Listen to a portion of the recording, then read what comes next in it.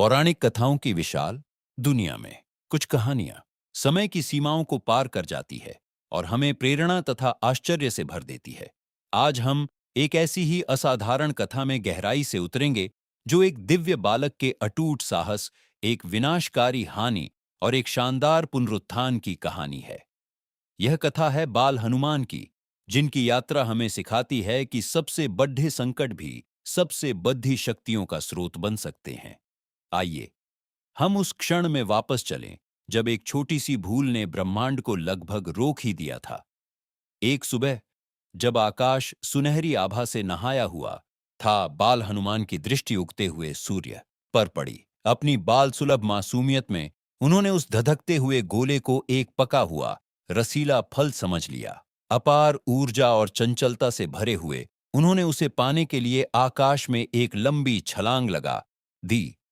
उनका चेहरा आत्मविश्वास और एक दिव्य शरारत से चमक रहा था, और वे अनजाने में ही ब्रह्मांडीय व्यवस्था को चुनौती देने के लिए उड़ चले। उनकी यह उड़ान केवल एक बच्चे की भूख नहीं, बल्कि उनकी असीम क्षमता का पहला प्रदर्शन थी।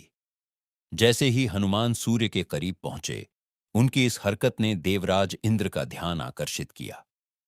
सृष्टि के संतुलन को बनाए रखने के लिए चिंतित इंद्र अपने शक्तिशाली वज्र के साथ प्रकट हुए। उन्होंने हनुमान को रोकने का प्रयास किया, लेकिन जब बालक नहीं रुका तो उन्होंने अपना दिव्य अस्त्र चला दिया। वज्र का प्रहार इतना शक्तिशाली था कि बाल हनुमान चेतना खो बैठे और आकाश से सीधे धरती पर आ गिरे। यह हानि का एक हृदय विदारक क्षण था, जहां एक दिव्य बालक की असीम क्षमता एक पल में ही समाप्त होती हुई दिखाई दी। अपने प्रिय पुत्र को निर्जीव अवस्था में पृथ्वी पर पड़ा देख पवन देव का हृदय दुख और क्रोध से भर गया।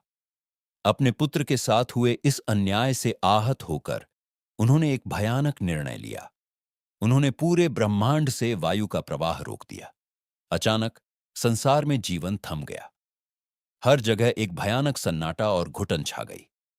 प्राणियों की सांसें रुकने लगीं और देवता भी इस अभूतपूर्व संकट से व्याकुल हो उठे। यह एक पिता के दुख का ब्रह्मांडीय प्रदर्शन था, जिसने सृष्टि के अस्तित्व को ही खतरे में डाल दिया था। संसार को इस संकट से बचाने के लिए स्वयं सृष्टि के रचयिता ब्रह्मा जी अन्य सभी देवताओं के साथ प्रकट हुए।